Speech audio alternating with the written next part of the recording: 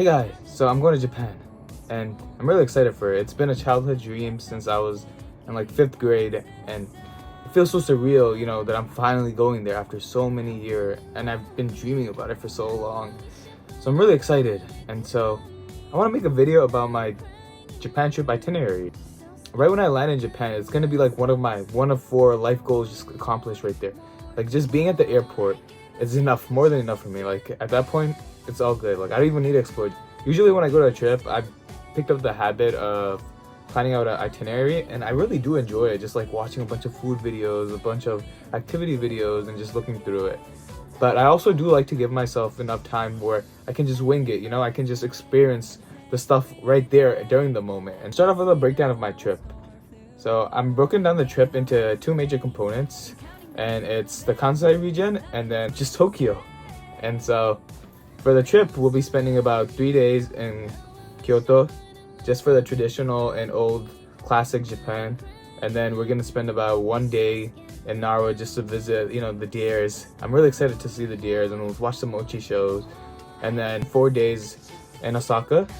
And basically in Osaka, it's just for the food and the culture there, and it's very vibrant, and everyone's supposedly always having fun about that. And then from there, we're just gonna go to Tokyo, and then we spend a whole week in Tokyo. But in Tokyo, I will probably take a day trip to Nishida because my Japanese friend recommended going there for snowboarding and really good hot springs. Maybe go to Mount Fuji and we'll just take day trips around there, go to like Tokyo Disneyland and a bunch of stuff. But I'm going to. But right now, we're going to 4 main areas during the trip: Kyoto, Nara, Osaka, and Tokyo. I'm arriving to JFK Airport, and then I'm flying to Osaka from New York City. And arriving in Japan the following day at Itami Airport in Osaka around 8:20, which is gonna be basically takes up a whole day, which is really whack. But my friends are checking in first, and because it's a Saturday night, we decided to go to Osaka for the night, and just because of how close Osaka and Kyoto are, and just spend it there and get like really good food and stuff. Kyoto, these are the activities I wrote out for now, but obviously flexibility, as I said. I'm really excited to see the Fushimi Inari Shrine, the Kinjaku Temple, Kyoto Tower, Tofuki Temple, and then we're basically staying in Gion, and so that's like the entertainment district, and so we're gonna be visiting famous streets there like the Ninenzaka and the Sanzaka Street, but I'm definitely butchering these words. So I want to walk through all 1,000 of the gates and just feel like a moment of revelation. I feel like a moment of like accomplishment and triumph.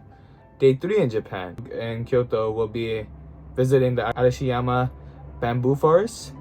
And so we're going to be also going to like Tenryuju, which is a really famous temple, the Katsuri River, and I want to visit Iwatayama Monkey Park. I really want to go look at those little monkeys. They look so cute. One thing I'm really excited for is the Kichi Kichi omurice. And so if you guys don't know, that's the omurice that's featured in BuzzFeed and a bunch of other YouTube videos. And just visit a bunch of other stuff like the tea houses there, Nanzenjo, and just walk across like the Pontocho Street. So this is going to be the 4th day in Japan. And in the morning, I want to go to the Nishiki Market because I heard the food is really good there, and it's just a bunch of varieties. And from there, we're going to head to Nara and visit the Nara Park, the famous Mochi Dosho, and there's a bunch of other stuff like the Daiji Temple, where it's like the famous Buddha statue. I really want to be able to see the cultural aspect. I want to see the way of life of the people there too. I really want to be able to get a sense of how the locals live. In Nara, we're going to just keep exploring it, and sometimes I say in my itinerary explore just so I can leave it kind of open, I like to choose on the day of, and I have a list of activities. Honestly, let's go into the activities right now. For Tokyo, I have a bunch of activities here, as you can see. These are just basically me researching videos and just placing them and writing them out. These are pretty good, but I've mainly gotten them from videos. And one thing also to note is I didn't really include any of the popular food places that I want to. So these are some of the most popular attractions. Osaka, these are all the activities will be in Osaka, and we're gonna be staying in Namba just because it's close to Dotonbori, which is like the main street in Osaka. Just famous shopping, thrift shopping, all that, like arcades, food heaven, a bunch of cafes. Jumping around a lot in the video, and you can just see that as a sense of me being really excited. We're gonna just continue exploring Nara a little bit and just see whatever we have. And then we're gonna head to Osaka, and then from there we're just gonna explore the streets and have more of a chill day.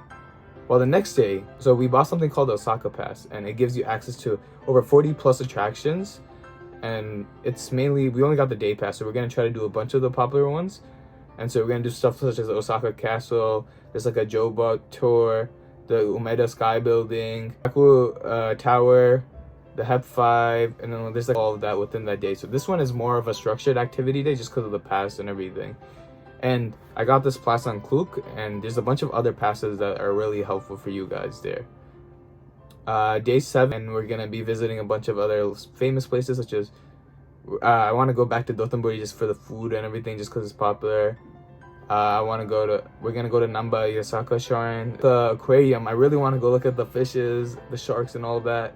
There's a Shinsekai, and then just the weekend fun begins. You know, it's like more active and live. Whenever I travel and it's like really busy in areas and stuff like that, just from growing up in New York City, I really like just watching people walk in those active areas and just seeing how they interact with each other. Day 10, we're gonna go from Osaka to Tokyo, and we're gonna first get to Tokyo by taking the Shinsekai, which is like the bullet train. You know, it goes super fast. It'll take us 3 hours to get there, but I'm really excited to eat my bento box on there and just try out a bunch of different stuff and just look at the scenery. We're gonna get to Tokyo, and over there we're gonna stay in Tokyo. We're gonna stay in 2 different hotels. The first one is in Asakusa, and so that area is just very convenient and always something new to explore around that area. And from there, for that day, I'm gonna go to the Shibuya crossing because I've been meaning to look at that and hopefully just watch people walk. I know, I love people watching, it's really weird. But I want to go to Shinjuku because I heard that that place is really popular. And so for the second day in Tokyo, explore around just like the main attractions. And then day 11, we're gonna be exploring around Tokyo and Yokohama. Yokohama is like a very modern one with like big robots, statues, and everything. And I'm not there yet, so I don't know everything well. So my follow-up video to this will definitely be a lot better. And then the day after that, hopefully we're gonna go to Tokyo Disneyland. Tokyo Disneyland is supposedly one of the best Disneylands in the whole world. And I'm Tokyo Disneyland for a day, and then just night, eat food and explore more, you know? Like, and from there, I heard that it's really good to spend a whole day in Akihabara. So I'll be spending a day in Akihabara the following day and just exploring it. I'm a very big weeb, you know, I'm caught up on all the newest mangas, the newest animes. Day 14, which is where we'll probably take our day trip to Nishira and then go on our snowboarding. You know, Japanese snow is supposedly really good for just like winter sports, so I'm really excited for that. And then we're gonna cool down in the onsen. This hotel is in Shinjuku, and I'm really excited to just be there and just explore everything. We'll probably visit stuff like the Sky Tree, the Tokyo Tower, and stuff like that, or like Harajuku. The next 2 days, I just left and explored Tokyo, just to kind of wing it for the last days. Oh my god, this trip is 18 days, and I just realized right now while recording the video. Now, you see how bad I am? Never mind. Guys, don't watch this video.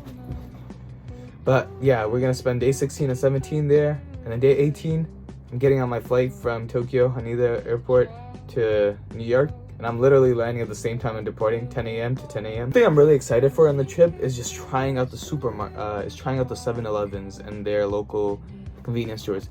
When I was in Korea, I like every day I would just get like $1 kimbap rolls or like just a rice bowl or anything, and it was just all so good. And the drinks in the pouches with a cup of ice was just such a fun experience. And of just like local street food, and just I don't have expensive taste, you know. Like I really like food that's just simple and yummy and filling. The funny thing about the trip is that our trip is kind of set up where it's like progressively getting more and more modernized. So in the beginning of the trip, which is a great way to jump into our next topic, is the hotels and Airbnbs. We start off our trip in Kyoto with Airbnbs, and Nara with an Airbnb, and then Osaka we go to our first hotel, and then from Osaka we go to Tokyo with our hotels. And then, but the thing is, each of them progressively gets a little better and better. Not in terms of getting quality, but modernization. And the cities also get progressively more modern. So it's like we go from like a more rural to a more modernized trip. These are the Airbnbs that I'm staying in.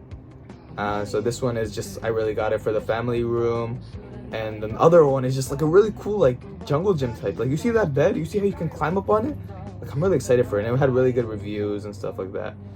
And they're all located in the convenient area, so I'm definitely... For Osaka, we got a really good location. Our Osaka hotel is literally right by Dotonbori.